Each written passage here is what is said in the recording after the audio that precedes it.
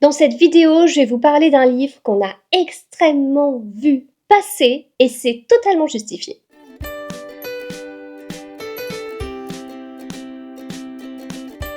Bonjour à tous, j'espère que vous allez bien. On se retrouve dans cette vidéo pour parler de ce livre, ce fameux livre, La Psy de Freida McFadden. Freida McFadden que vous connaissez sûrement parce que c'est l'autrice de la série de La femme de ménage qui fait totalement sensation et c'est justifié parce que c'est trop bien. La femme de ménage ou ce livre, ce sont des livres qui sont des thrillers psychologiques, voire même des thrillers domestiques. C'est un genre qui est hyper intéressant parce qu'il est totalement accessible à tout le monde, que vous aimiez les thrillers et les polars ou pas. Mais si vous aimez les thrillers et les polars, vous allez être exigeant sur le dénouement. Vous allez espérer lire un thriller domestique qui vous retourne le cerveau, qui vous surprenne au niveau du dénouement et qui vous laisse pas indifférent avec un bon rythme. Si vous ne connaissez pas du tout le genre, je pense que vous espérez avoir un livre qui soit surprenant, peut-être sur d'autres choses, peut-être pas sur le dénouement, mais en tout cas surprenant, que ça titille votre curiosité, et en même temps que ce soit peut-être pas totalement sanglant, que ce soit pas trop noir ou trop glauque, ou voilà. Et il faut donc réussir à trouver un bon équilibre entre les exigences de ceux qui aiment les thrillers et les exigences de ceux qui ne les aiment pas trop, pour obtenir un livre qui soit le plus populaire possible.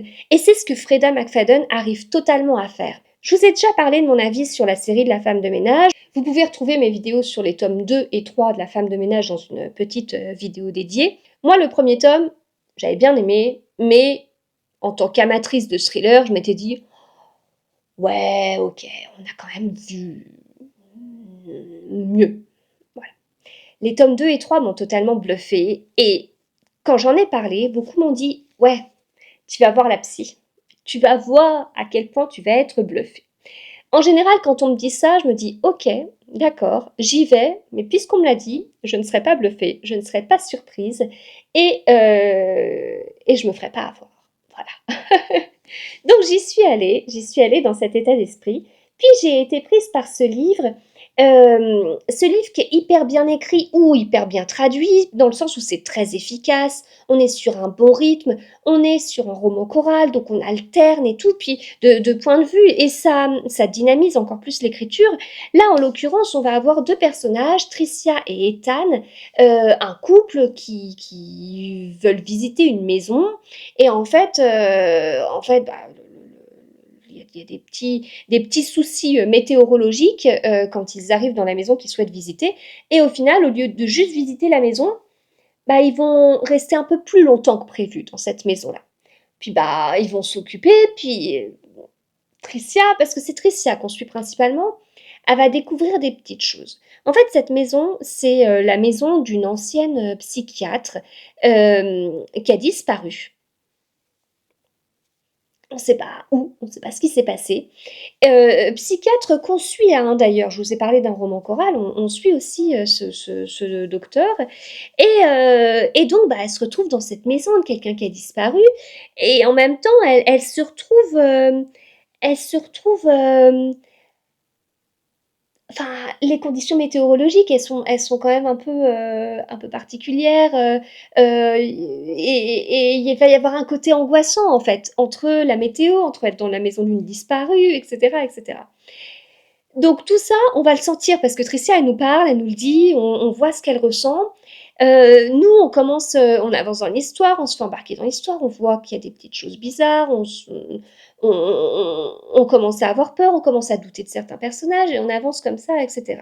Globalement, c'est vraiment en avançant qu'on va voir ce qu'on recherche, mais je peux pas vous dire que au début, il y a eu un meurtre et que tout le livre, tout l'intérêt du livre est de découvrir le meurtrier. C'est pas un roman policier classique en fait. On voit qu'il y a du mystère, mais au départ, on a du mal à mettre des mots sur quel est ce mystère. Donc on avance, on avance, on avance, et il est totalement surprenant. Et je me souviendrai tout le temps d'un moment où j'étais en train de lire une page, et je tourne la page, et là je fais non, non, dingue, dingue, dingue, dingue. On arrivait au début du dénouement que j'avais pas du tout vu venir. C'était excellent. C'était juste excellent. Excellent parce que moi, ce que je cherche dans ce style de livre, c'est à être surprise. J'en ai lu des thrillers. Donc je commence à avoir des petits mécanismes en tête que je ne vous dirai pas. Mais il y a des petites choses où je me dis, tiens, si ce personnage s'appelle comme ça, faut que je me méfie parce que dans 3 4 livres que j'ai lus, bah, le prénom, il dérive. Tiens, si on est comme ça sur une double temporalité, ok, mais attention sur ça. Et là, sur ce truc-là, attention parce qu'on peut être sur l'inverse. Il y a vraiment plein de cas possibles où je fais hyper attention, où je connais déjà le truc. Et, mais je veux encore en avoir d'autres. En fait, je veux encore être surprise, je veux encore être surprise. Donc pour moi, un coup de cœur en thriller domestique, c'est un livre qui m'aura surprise et où je serais restée mais scotchée. C'est le cas avec celui-ci. Donc je ne peux que vous le conseiller, vous ne serez pas déçus. La Psy de Freda McFadden, qui sortira d'ailleurs bientôt chez J'ai lu.